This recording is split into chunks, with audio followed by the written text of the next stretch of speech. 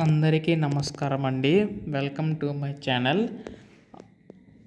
దేశవ్యాప్తంగా ఉన్న రైతన్నలందరికీ కూడా కేంద్ర ప్రభుత్వం మరొక శుభవార్త అయితే చెప్పిందనమాట.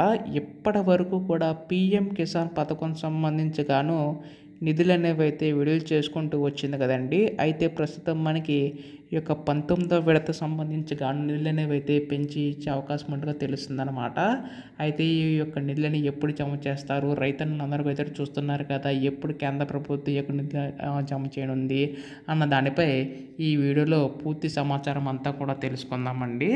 రైతన్నలు అందరూ కూడా వీడియోని అయితే చివరి వరకు అయితే చూడండి.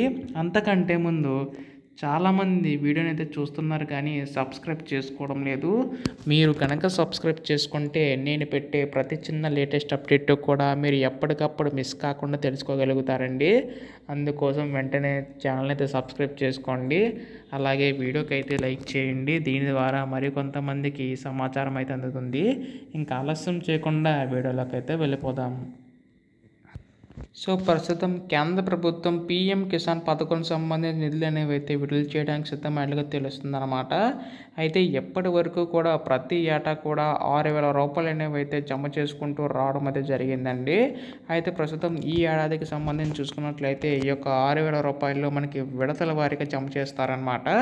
అయితే మనకి 6,000 రూపాయలు 3 విడతలుగా విడతకు 2,000 రూపాయలు అనేవి అయితే జమ చేసుకుంటూ రావడం అయితే జరుగుతుందండి. అయితే ఈ ఏడాదికి సంబంధించి చూసుకున్నట్లయితే మనకి ఈ యొక్క 6,000 రూపాయలు 2 విడతలు అనేవి జమ చేయడం అయితే జరిగిందనమాట. ప్రస్తుతం మనకి 3వ విడత కింద అంటే 19వ విడత కింద అయితే మనకి నిధులు అనేవి అయితే జమ చేసే అవకాశం ఉండగా తెలుస్తుందన్నమాట. అయితే అసలు ఈ యొక్క నిధులు ఎప్పుడు జమ చేస్తారు అన్న దానిపై చాలామందికి అయితే సందేశం అయితే ఉందండి. ఈ యొక్క కేంద్ర ప్రభుత్వం కూడా ఈ యొక్క నిధులు అనేవి అయితే ఇచ్చే అవకాశం ఉన్నట్లుగా తెలుస్తుందన్నమాట.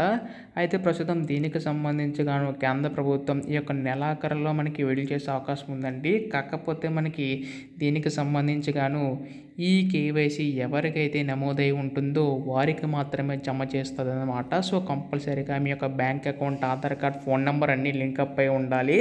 అర్హులైన ప్రతి ఒక్కరికి కూడా ఈ యొక్క డబ్బులు అనేవి అయితే పడతాయన్నమాట. సో త్వరలోనే దీనిపై మనకి అధికార ప్రకటన అయితే రానుందండి. ఎప్పుడు ఏ అప్డేట్ వచ్చినా మీరు ముందుగా తెలుసుకోవాలనుకుంటే మాత్రం ఛానల్ అయితే సబ్స్క్రైబ్ చేసుకోవాల్సి ఉంటుంది. ధన్యవాదములు. జై హింద్.